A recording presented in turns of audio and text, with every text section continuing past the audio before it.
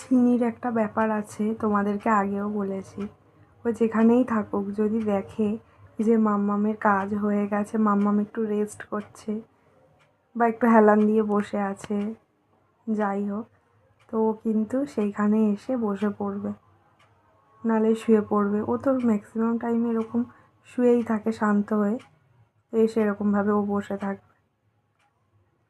মানে ও আমার কোম্পানিটা এতটাই পছন্দ করে, তো ওরা তো বলতে পারে না, এরকম ছোট ছোট জেস্চারগুলো দিয়েই বুঝিয়ে দেয়।